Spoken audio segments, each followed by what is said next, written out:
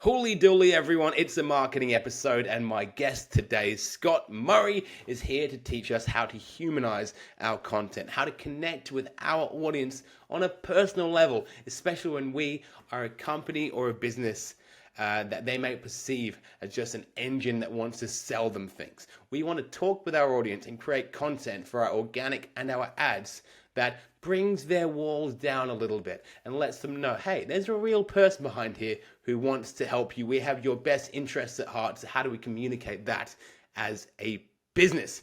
Well, Scott has 20 years of experience in this area. He's got a master's degree in this area, and that makes him infinitely more qualified to talk about anything than me ever. We reference a whole bunch of different pop culture examples where you might have seen this happen before. We talk about some very big name brands and companies who you'll recognize and how they're using or not using these principles, and basically how you can start as a coach or a business to humanize your content and really start to connect with your audience, making that sales conversation so much easier when it comes down to it. So I really hope you like this one, guys. Great fun podcast. Here he is, Scott Murray, on Coaches to the Moon. This is Coaches to the Moon, the only podcast you need to skyrocket your coaching business and create true impact on the world. Here's your host, Alex Morris.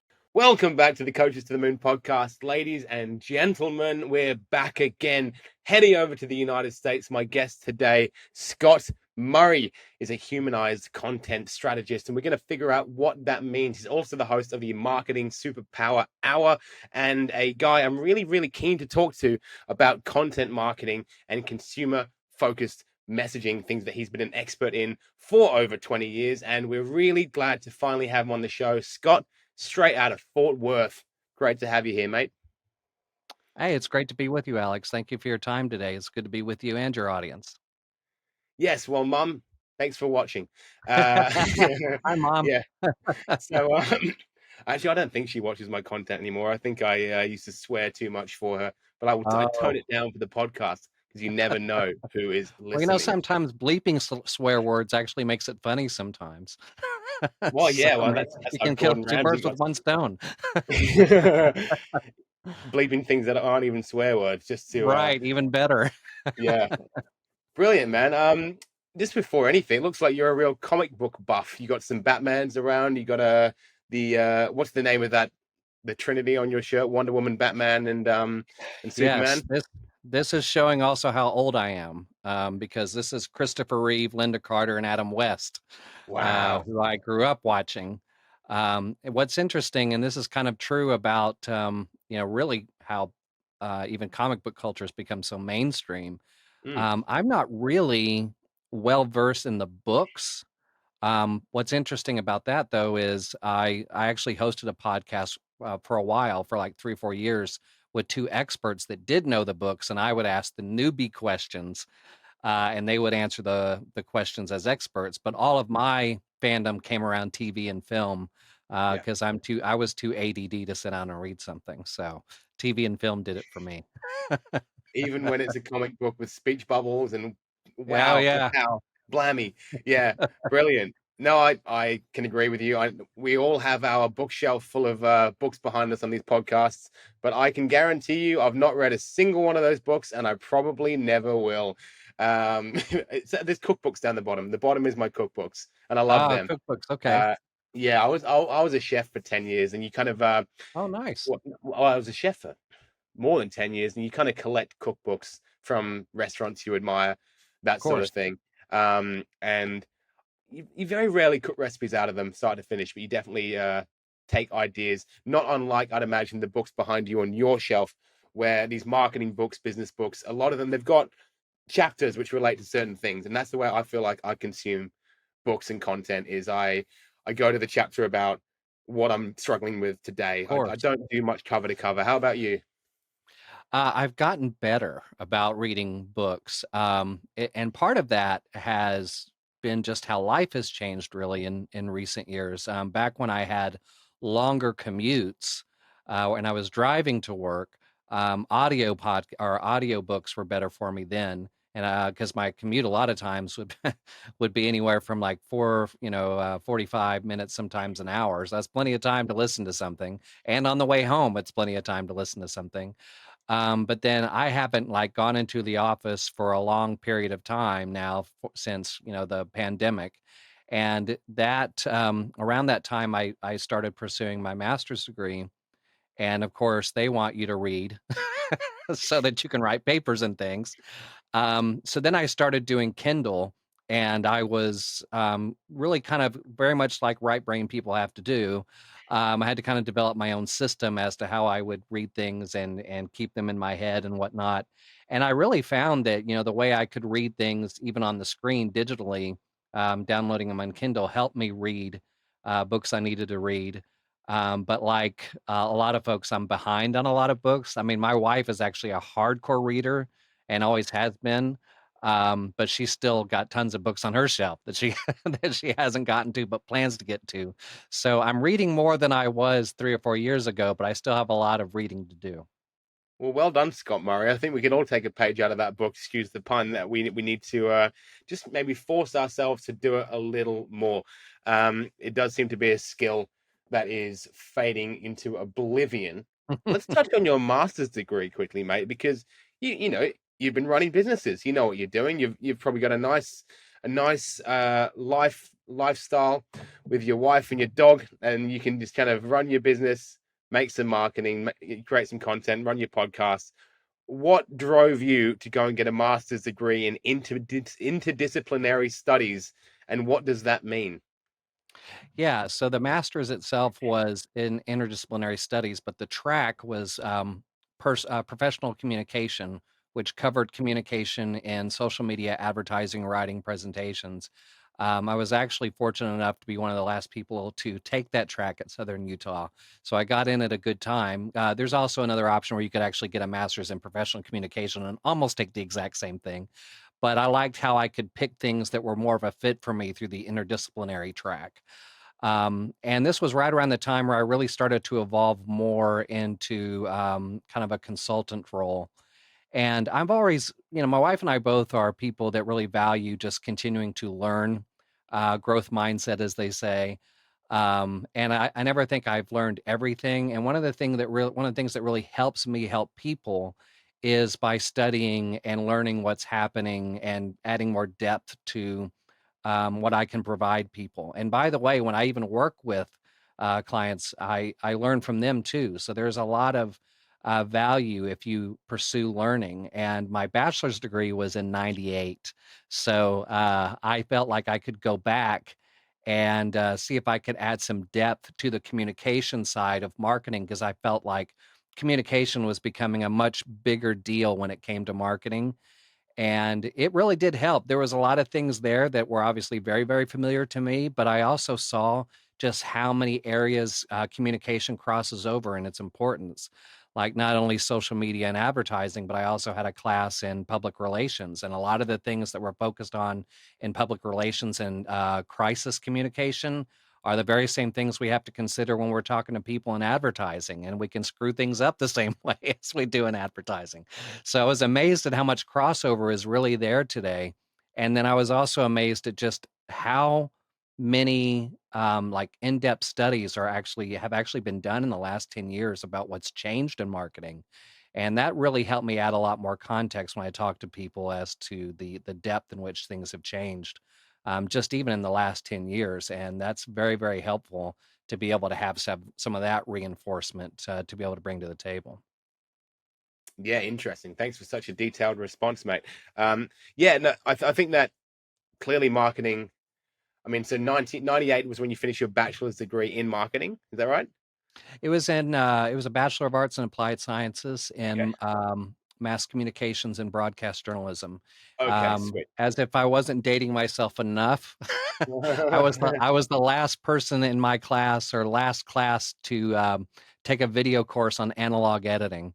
So I actually taught myself how to do Final Cut Pro and digital editing after I finished college. So yeah, so Wow. it was good to, go back and revisit some things all those years later. So reel to reel, cutting physical tape, that sort of thing. Not didn't have to cut anything, but it Okay. was the things where you had the two knobs, and if like today, you can actually erase something and reconnect it and do it over and over and over again, whereas this way, you're actually recording over the tape, and you better not have to do it more than once. Once is bad enough because you start getting into second, third, fourth generation loss, and you might as well just flush the whole thing. So, Wow. it was really nice to be able to get into an area of editing where you didn't have to worry about generational loss anymore. Goodness me, I do think about that now that we're starting to, watch. Now that we've got our little kids and cartoons, and Disney came into what we watch. I look back at just old school Disney movies and just think, how on earth did they do any of this? Like, remember Space Jam, where they put cartoons and people in the same movie for Yeah, the first time? of I couldn't course, yeah. I pick mean, that and up. I remember one of the movies I remember going to see in the theater as a kid was Pete's Dragon, which Oh was yeah, revolutionary for its time to have this animated dragon talking to Mickey Rooney and, all these people. And even in my early days of podcasting, I got to interview Glenn Keane, who is a Disney legend. He was the one who created The Little Mermaid and Tarzan and Aladdin. And it was wow. fascinating listening to him talk about, how they were drawing these things and how his dad was actually one of the creators and of the Family Circus, which was an old like comic strip in the newspapers.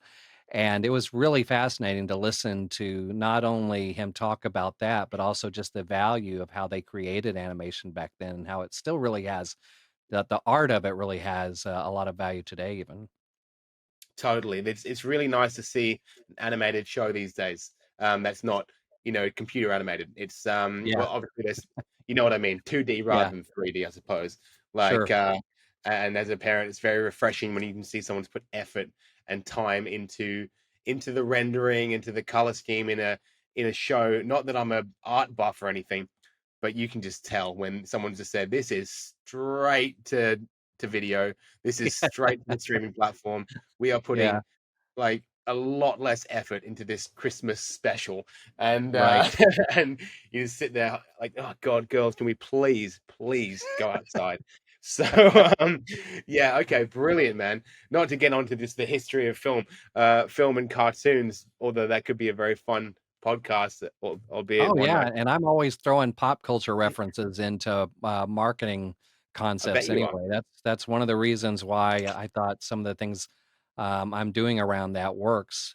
Plus, it's just so much more fun to put it in that context, and sometimes it makes a lot more sense when we get out of some of the more, repetitive things we see out there explained to be able to say, "Well, try looking at it this way," and it's, pop culture and movies, sometimes they give us some really powerful messages and some ideas, and we don't even realize it sometimes. Well, this is something I wanted to talk to you about today because you mentioned humanized content strategy, and you were talking about the power of humanizing your content and personalizing it.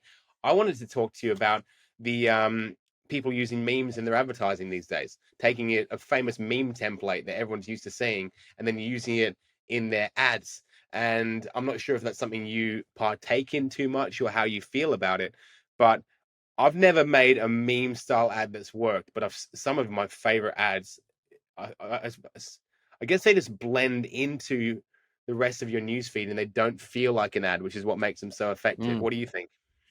absolutely. I mean, even outside of ads, I think memes and other things associated with them can make you stand out on your social feed because it's like it's funny when we're in a consumer frame of mind, and I think what happens sometimes is when we get in that marketer frame of mind, we suddenly lose too much of our consumer brain, and that's why we end up creating things that if we were at home, we wouldn't even engage with on our own. So why are we making it at work? Because part of that brain's already turned off, and I think that's part of what is valuable about what you're saying because it can show personality, it can show your sense of humor, it can show your creativity. What ends up happening though is you have folks that'll say, "Well, we're a serious business. We can't put a meme on our social feed." But the thing is it's not like if the your audience finds that funny when they're at home, they suddenly don't find it funny when they're at work.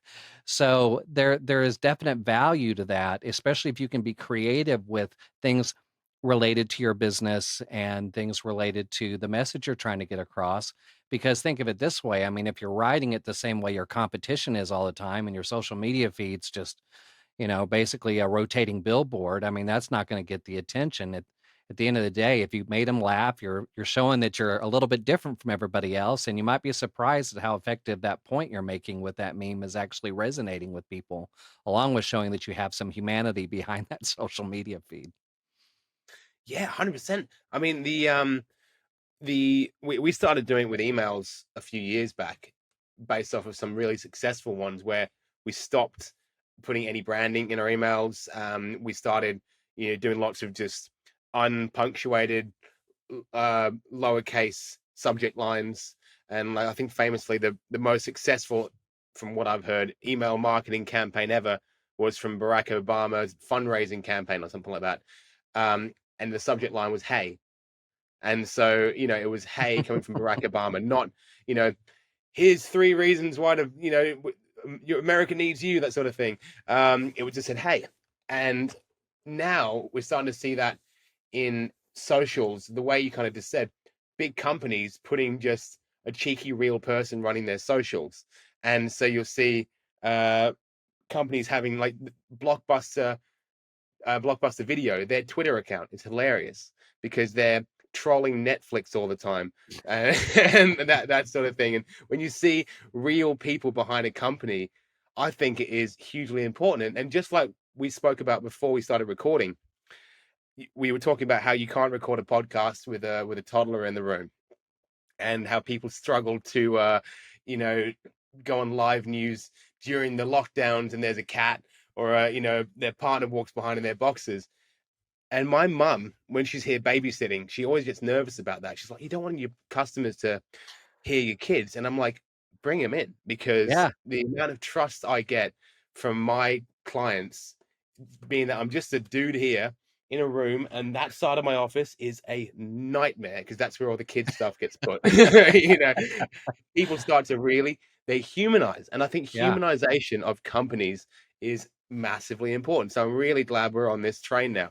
Um, so Scott Murray Online is the moniker that you trade under. And you're a humanized content strategist there. So this is a consulting business for other companies on their marketing. Is that right? Yeah, and that can come in any number of ways. I mean, you have people that might be launching a social media or a content plan. Maybe they're a startup and they're Yeah. saying, gosh, it's so overwhelming out there now, and we're just getting started with social media. We only have limited resources. We're trying to figure out how we're even going to be able to compete out there.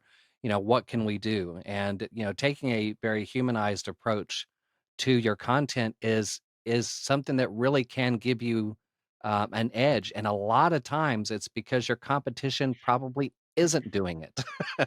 and Mm, and that's the truth, because it one of the things that marketers fall into all the time is, and this is not a marketer thing, this is just the marketing version of it. It's very human. We get comfortable, the brain gets comfortable in its processes and the way it thinks about things, and it gets so comfortable it doesn't think it has to learn anything new. And suddenly marketing becomes almost like this science that never changes. So we're handling SEO the same way. We're handling the way we write content the same way because that's how marketers do it. And they're afraid to try anything else, despite what some things might be pointing to out there. So it is at a time where it's 10 times harder, 20 times harder to compete in the area of Google ranking and SEO and things of that nature. Being able to connect with somebody who's looking for answers and looking for an organization that is not trying to constantly sell them or not put the same things in front of them can really be a big differentiator.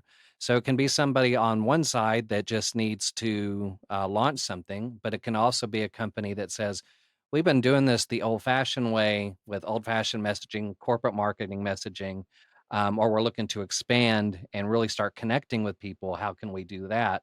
And sometimes mm, there's a lot involved there, but sometimes I've talked to people that said, "Here's our social media page. We know we need to be human here, and we know this sounds kind of stiff and corporate. So what does it look like to change it?" And sometimes I'll say, change this to this, and this, and then they get it, and then they don't need me anymore. Yep. So there's all kinds of levels of help out there that can be really valuable depending on the organization. Terrible business model, isn't it? To be so good, people don't need you anymore. But I think Well, they're so good. That's the thing yeah, is, is you go from that mindset that they're the hero of the story, not you, yeah, and you're just helping them guide there. And then when they figure it out, they're good at what they do. And like I said, usually I'm learning from something from them as well. I love that. We've got a client right now. He's a physiotherapist, and he says that the uh, the physio model is usually that you want people to kind of come back every week for as long as possible. And Mm, his marketing is that after 8 weeks, I never want to see you again, is basically the way he's talking about it. So, like moving it. back to what you just mentioned about humanizing content and helping companies, right? Something we see a lot in the coaching space, well, in our marketing is we get a couple of different levels of coaches and service-based businesses like that. The majority are people like you or I. We trade under our own names, or we're the face of our businesses, and so our content comes from us, and then people work with us. We're part of the sales process and the delivery process. But then you have another level, and maybe they're slightly bigger or they're slightly more of a professional service, and they're faceless. They're not. They're called, you know, Excelsior, or or I just made that up, or because That's a I cool name. That's Excelsior. Stan Lee inspired name. Yeah, so you choose Excelsior, and I often find that they're a lot harder to get engagement for and build trust for these people. And sometimes it's because there's not one person behind it. And sometimes it's because maybe you've got someone starting, they have a 9 to 5 and they're starting a secondary business and they don't want to be the face of that business.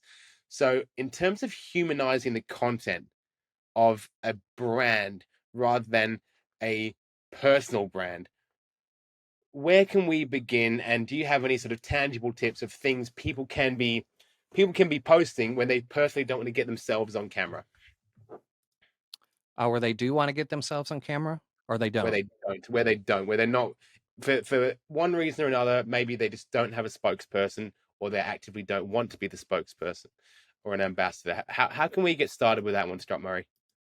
Well, I mean, first off, I think about how there's probably a lot of people out there that are success. In fact, I know a couple that are very successful on video, and they didn't think they'd be good for it either. And part of that kind of goes back to what we were saying. Sometimes we have this visual in our head that if we go on video, we have to speak perfectly. We can't make mistakes. We have to be like, the nightly news as far as our delivery is concerned. But it's really not true. In fact, even when I work with people on things like podcasts, I tell them, everybody talks in form in when it comes to editing, they all talk about, well, we got to get rid of the uhs and ums. I'm like, well, okay, well, yeah, get rid of some of them, but if you get rid of all of them, then people think you're a robot, that you're not talking like a normal person. That's really what people want to see, because people speaking perfectly on camera and perfectly on TV, I mean, they've rehearsed, they've got scripts, and when it comes to commercials, they're promoting something and they know exactly what they're going to say. Versus instead of sitting there talking to someone like you would if you met them at a conference, is perfectly acceptable. And if you can do that, if you can talk to another person, you can be on video. Now, one of the things that might actually also help, let's take social media, for example. This is actually a situation where I think people have asked this question because it's like, how can you humanize when obviously when we post something on social media, our logo, is right next to what we say. And or do people feel like they're talking back to our logo? Well, Mm, maybe kind of, but at the same time, you could take a professional photo of yourself or whoever is going to be your spokesperson, and put that personality um, into the tweets and responses. And they're just like, it's almost like Jake from State Farm. It's like, this yep, is Frank from this company. And suddenly now they know they're talking to a person. And the other thing that I've seen people do, if they don't want to go that far, is they create like a character. They create like a mascot, a character yep, strictly for X or strictly for one of those where you're constantly interacting. And there's some fun and creativity in that. I think was it Moz that had the Roger the robot that was always interacting and talking to people, and they always wanted to see what he would say, but he would always give really really good advice as well. So there's also opportunities in other areas to humanize, but really even beyond putting a face there, it's just a matter of rethinking how we talk about things. I mean, even Forrester recently did a pretty in-depth study showing that people want brands to start talking to them like they're a person and talking to them like they were having a conversation. And if you just start thinking in terms of that alone, you're probably going to look at some of that marketing copy and go, well, that's not how I would say it if I was standing in front of somebody, and start figuring out ways to really sound a little more human and conversational, because the corporate stuff is what people associate with advertising and trying to get something out of them instead of actually talking to them so they can help them. Mm, very, very good. My word. The examples you're giving, I'm starting to see them all the time. I didn't really think about it, but Yeah. when even my bank, when I need to do something on my bank, it's like log into the app and talk to, you know, I don't know, Susie, that sort of Yeah. thing. Susie's a chatbot, but Right. but but I'm talking to an artificial intelligence chatbot, I'd imagine, who's got lots of pre-programmed answers, but talks to me a little bit like I'm a person. And even though I'm not, it's slightly nicer. It's slightly nicer, and that's a bank trying their best, and they'll never be good at it because they're a bank. But but in terms of, I think that's a really good idea, and the human element is fantastic.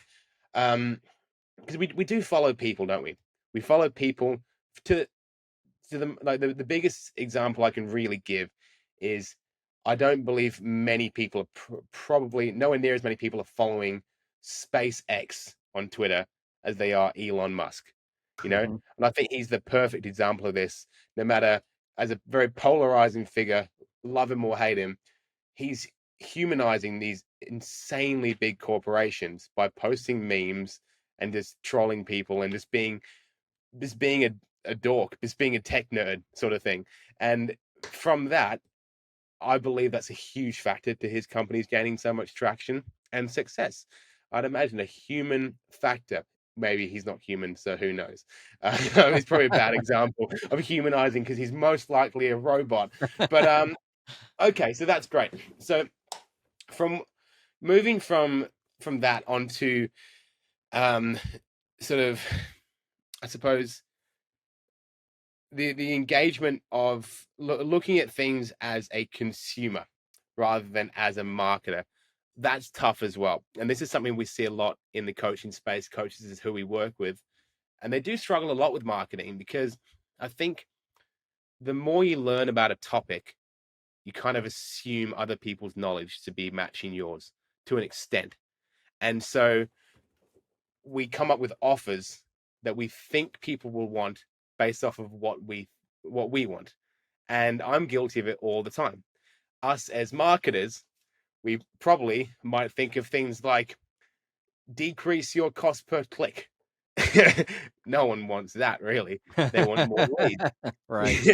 you know, I've got an offer that we're running right now for a sales agency, and it's like, um, business owners never make a sales call again, uh, and increase your revenue. And I was like, why is this ad not popping? And my friend, who's a squillionaire marketer, he's like, because they don't want to not get off the sales calls. They just want the clients. They Mm. don't mind how they get them. Um, they want the end outcome. They don't mind how they get there. And so I was like, you're exactly right. And I'm just kind of looking at things as what I would want. So in terms of looking at things as a consumer, how can we flip into that mindset? Because it's when you're inside your own content all the time and inside your own head and often surrounded by people who talk and think like you, how do we flip into the mindset of the person Mhm. who's buying from us to start that conversation and make it more effective? Well, one of the things that we're learning just from, a big wide view of how companies are trying to evolve both inside and out today. I mean, on the inside, we're hearing things about quietly quitting. We're hearing things about broken culture syndrome. We're finding out that there are more and more challenges of employees being engaged and invested in what they do and feeling like they're making a difference, or they're afraid to bring something up in a meeting, things like that. If those kind of challenges are happening, if there's a lack of humanized communication internally as a culture, there's going to be a struggle for those people to be able to communicate externally, especially the ideals and the messaging of the brand from a humanized perspective as well, especially if everything's running more like a machine versus a humanized culture. And that plays a big role in this. And we're finding that a lot more CEOs and CMOs are talking about the importance of having your culture in a good place in order to be able to really maximize what everybody's talking about. And we're talking about everybody in the organization. I mean, one of the most impactful things I've heard Robert Rose say about this is, the days are gone where you can have that one customer service agent, out of the last 6 to 8 weeks that had that great day, that great moment where they just killed it and everybody celebrates it. And there's all this great feedback from this one person. Now everybody has to be able to do that on a regular basis to give that consistent Yeah. experience. So I would say it starts with culture, and the culture really trying to do things differently. That might mean you have to change some of that internal terminology. The very word marketing has words like sales and promotion in it. So Mm, if all you're doing internally is thinking that you're creating content to sell and promote, and then you read that research that says that that's what consumers hate, they're paying more and more money to block that stuff away, yeah. then it's a self-defeating prophecy, isn't it? So it might be, I've talked to people sometimes about changing the terminology. And if you think about that, I mean, there's very successful, you're talking about coaches, there are very successful motivational speakers. And that's one of their key things to get people to elevate their life or what they're doing is changing the words they use to think about something. Marketers can do the exact same thing.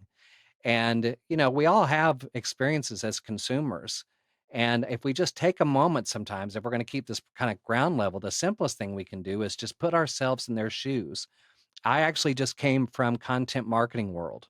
And I watched a session, I think it was the session on empathy, which is a huge component of this, where I always said, put yourself in the consumer's shoes. This person actually said, no, no, no, you don't want to be in their shoes. You want to be walking with them and experiencing Mm, what they're experiencing, which I also think is valuable. But the idea is, and I had to do this even as a creative when I was just doing things to entertain people, like even creating my first podcast, I had to listen to my first episode and go, okay, if I just listen to that, why do I care to come back? What did I get out of it?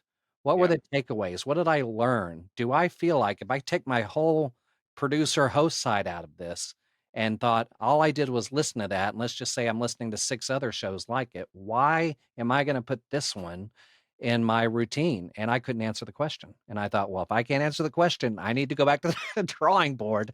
And my 7th episode was very different from my first. So there's a lot you can do there. You can change the terminology, you can change the culture, but you can also just start rethinking that first 2 or 3 steps when the content's been created. Take a step back and go, okay, if I see this on social media, why am I going to stop scrolling? Or Yeah. why am I going to lower um, the barriers that make me skeptical of advertising and stop for a second and think, I should click on this, not, I better not click on this because it's probably clickbait, like that last thing I just dealt with, Yeah. or something like that. What is it that in this content that's going to make me do whatever it is that content is designed to do? And if we have trouble answering that question, then it might require some fine tuning. And you have to test this stuff. You have to test this stuff, and then you also have to get to know your audience and your consumers. Find ways to get to know them. Find ways to do research on them, so you're not making that mistake where you think you know what they want but you don't. And then you find out when you're able to talk to them or you're finding ways to connect with them that they're talking about a whole nother thing, or they might be talking about the same problem. They just use a different language than you, and it wasn't going to connect until you change the language. Yeah. Yeah. I mean, you said so many things just then, but that last part of people might not talk the same way as you is is really huge for writing social content, whether organic or paid. I think, Yeah. um, especially going back to that coaching thing we talked about before, where a lot of coaches, because they've studied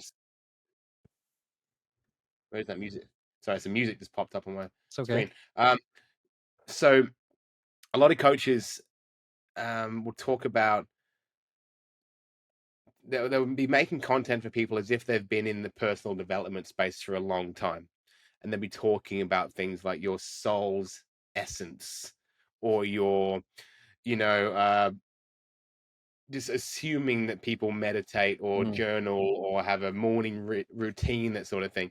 Where I'd say the vast majority of people don't, and that's probably why movies like The Secret were so popular for people. It was like their first step into a realm outside of mainstream thinking, where The Secret, being that law of attraction movie, I'm not sure if you've seen it or heard of it, mm. but I've heard about it. it was huge. It was massive. It was a book written by a lady called Rhonda Byrne, and it was basically the law of attraction. If you think about something enough, you'll create it. And it was simplifying this enormous concept into just basically that sentence. If you think about your future, think about what you want, you'll get it.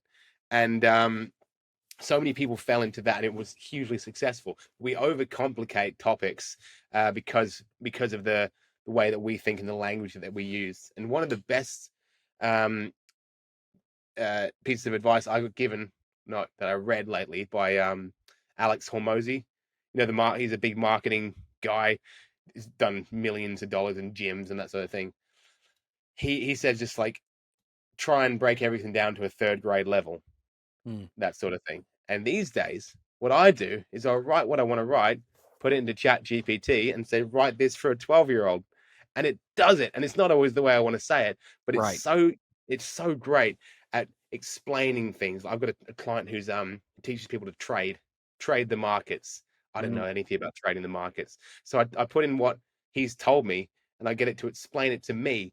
And then that's the way I'll explain it to the market as well. And I I get That's Chat great. GPT to, yeah, so teach me about support and resistance in as if I was 12 years old, and it gave me some bouncing ball analogy. And I was like, Yeah. that's freaking amazing. I'm going to use this. And then so that becomes my marketing. So definitely we're getting a lot of tools, mate, these days. And your concept of walking alongside your audience is huge. Marketing and sales are words that you're trying to not necessarily avoid, but have people question if they can use other terminologies. Is there anything that you would use in terms of marketing and sales to make that language a little less aggressive and maybe help people to take their walls down a little bit when you're in these realms of business? Yeah, I mean, sometimes you could take something. I'm trying to remember. I actually have a list of words, but I haven't memorized them all just yet. That I've used. I know that instead of using words like conversion, because if you think about it, conversion in daily language, if I say, we're going to work to convert you, you're probably going to be like, excuse me. But we use it so freely in marketing. Last like we got a conversion, but then there's things that we could say when we start talking about lead generation or conversion. Maybe what we can take the same concept, which is we're trying to start something. We're trying to, if it's lead nurturing, for example, instead of lead nurture, because it's still, lead almost makes for a very not so human term to say that, someone is a lead.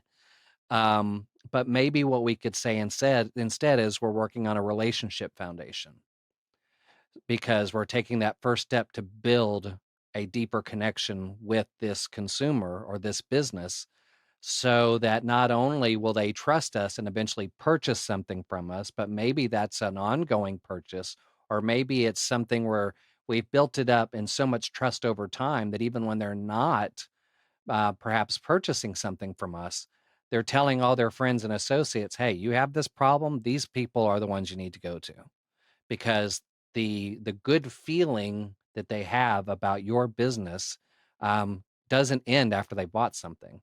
They also feel good about that purchase and they feel good about the impact it's making.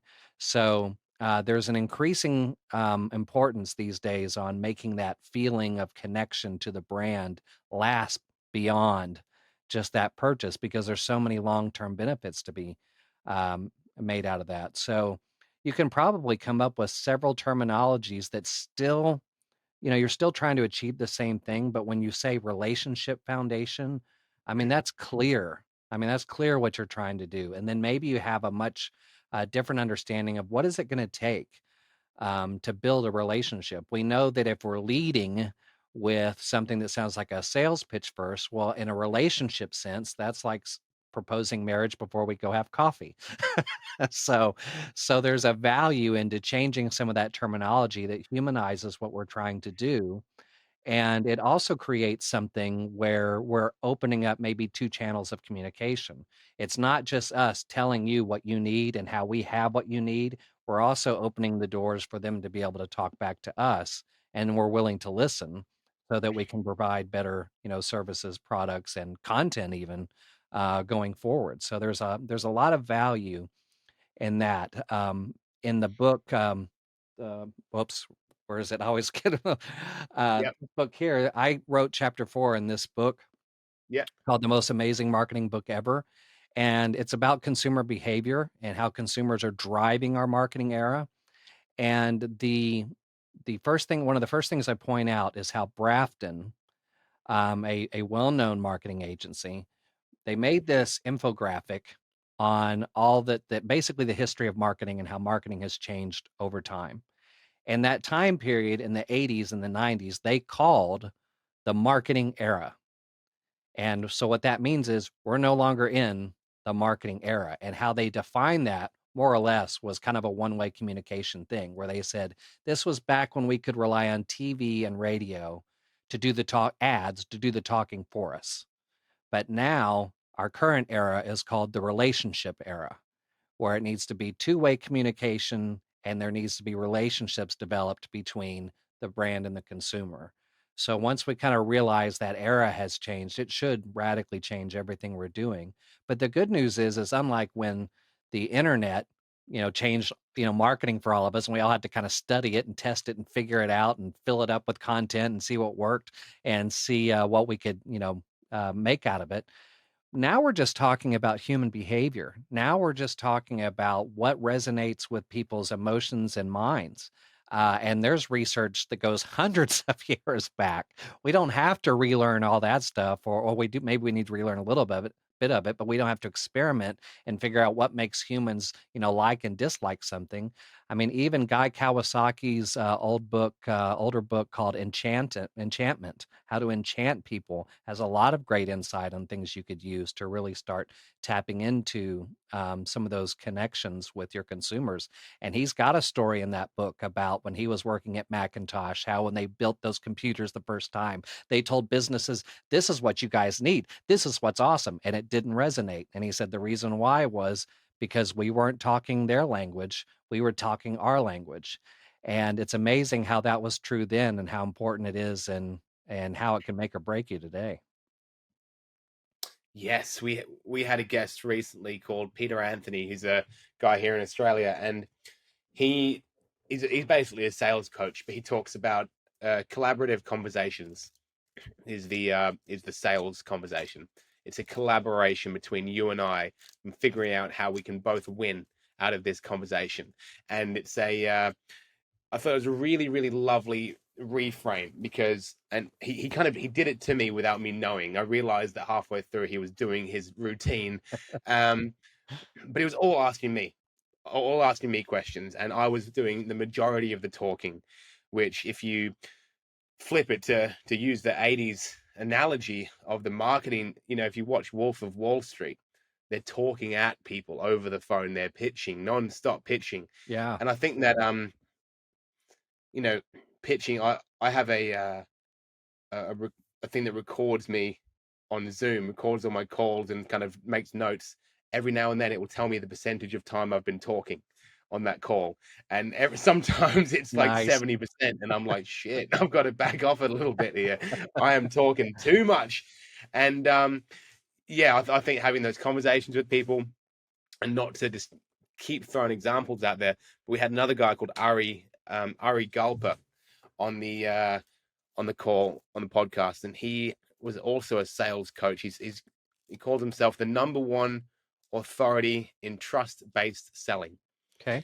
And the thing that he taught me, which we use to this day, and this was almost 2 years ago. This show, it was, don't use the term follow up Mm. after a presentation, because people know what that means. It means I'm going to have another chance to sell to you. But what he said was, "Hey, Scott, we've gone through this proposal today.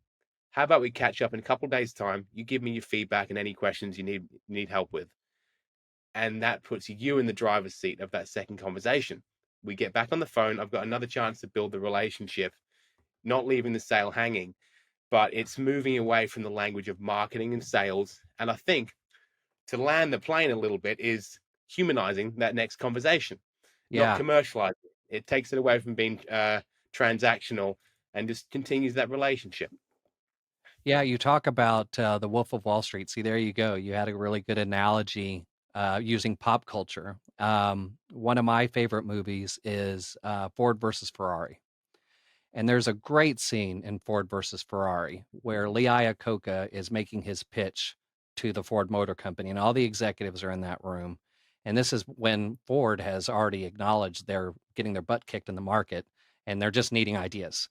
So Lee Iacocca shows up, and he's showing these hot rod cars and showing how, after the war, people want fast cars and women, and we got to tap into this. They're not driving their father's old car anymore and all this stuff. They want to be James Bond. They want to be James Bond and things like that.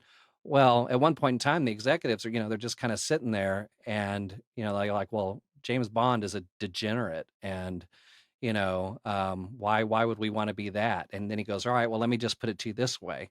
Because they asked him, they said, well, you're overseeing this marketing that's failing. Why should we even listen to you? And he said, because we've been thinking about this wrong. He said, Ferrari is going to go down as one of the most well-known cars in the world. And they're like, Ferrari, we make more car. And this is corporate. This is the corporate mind. They're like, we make more cars. They spend more money on, a handful of cars than we do like toilet paper. And when we out manufacture them all the time. And basically what Lee Iacocca says is, well, here's the thing. People aren't running out to buy Ferrari because of the amount of cars they make or the amount of cars that we make. They want to feel something. They know that Ferrari stands for victory, for power, all these emotional feelings, and they want to feel like that. And he says, imagine if when you looked at the Ford logo, they felt that victory. They felt like it meant something. And then suddenly it's like, oh, but it's a great scene. I probably didn't do it exactly the way they do it in the film. I need to see it a few more times, but it's a great example of corporate marketing focusing on number of cars made and how much money we spend. It's almost like, a company leading with we're the biggest, we're the best. Nobody buys based on those things. And it's like Lee Iacocca was saying in that scene, people aren't rushing out to want to get this because they make so many and wow, isn't that amazing? It's because they feel something and they feel like if they're behind the wheel of that car, they're part of that. And my colleague Mark Schaefer, who led this book, wrote a book just recently called Belonging to the Brand and focused on community marketing and is telling people and has been telling people before it became a thing that that sense of belonging is if you can tap into that, that's huge. And you might be sitting there thinking, well, we do this, we can't create a sense of belonging. Yeah, you can. I mean, if you think about it, you look at a company like North Face. I mean, North Face, it's clothes, but why do people want to wear it? Because North Face came out and said, if you wear this, this is who you are. You're this outdoorsman. You're this type of person. And someone's like, yeah, that's what I am. So I'm going to wear this. Yeti pretty much creates coolers. Mark always talks about uses the example of Yeti. Yeti has coolers, but where do you see Yeti hats, bumper stickers? Because Yeti has said, if you use our products, this is who you are. And it gave people that sense of belonging. So there are Yeah. so many other avenues that we can tap into when it comes to providing an emotional connection to a brand. We may surprise what exactly you're capable of. Wow, Zaruni. Wow, Scott Murray. I think you've hit the absolute nail on the head. And you reminded me of the old Corona ads, from Where You'd Rather Be. Just hot, hot young people just in a golden sunset, having a beer in like some denim shorts. Hey, there we And it's go. like, I would rather be there right now, Mr. Corona. Nailed it. Um, and that's why people say, why does Coca-Cola just use, people at a party cheersing bottles of Coke? It's like no one does that, but you still want to be there, don't you? You still want to Yeah. be in this party because My wife everyone's wants better to hang looking out than with the we are. polar bears, so that works too. 100%. I'm sure hanging out with polar bears is nice, not as nice as it sounds. Yeah, I But mean, those polar bears, not the ones that'll eat you alive, the friendly ones from the commercials. and this is where we take a little bit of creative license in our marketing to make it sound like Yes. polar bears could be fun to hang out with. Be authentic, but take a little bit of creative license. Scott, this has been amazing today, mate. Thank you so, so much. I've learned a lot, and I think you're saying things that a lot of us maybe know, but you've articulated it in a way that we've we've we've realized it. I think we I know hope these so. things in the back of our mind, but we don't action them. We Mm, know we've got to think like our customers, but we don't do it. We've got to humanize our content, but then we actually go for what looks the coolest, what looks the most polished. And you're bringing us back to like, hang on, that's not what it's about. It's about relationships, and we all need to remember that as marketers and business people. So thank you so much for sharing your info with us, Scott. my pleasure. Thank you, Alex. The Marketing Superpower Hour is your show, and one I'm definitely going to be checking out because it's unlike you. Audio is where I'm at. Audio is my thing. When I'm walking, when I'm exercising, I listen to audio, and I hope people listening to this show have enjoyed it as much as I have. I'll be Yeah, back next week with another 2 episodes of Coaches to the Moon podcast. Until then, ladies and gentlemen, this has been Scott Murray. Thank you so much for listening to the show. Cheers, mate. I'll see you next week. Much love and peace out. take care. Hey guys, I really hope you enjoyed today's episode. Thank you so much for sticking around to the end. If you love our guests, then in the show notes of this episode, you can find their socials, you can follow them, you can learn more about all the free resources and programs they've got. I highly recommend you do it. Until then, thank you so much. I'll be back here next week with Coaches to the Moon. Have an amazing day. Peace out. Coaches to the Moon will be back next week.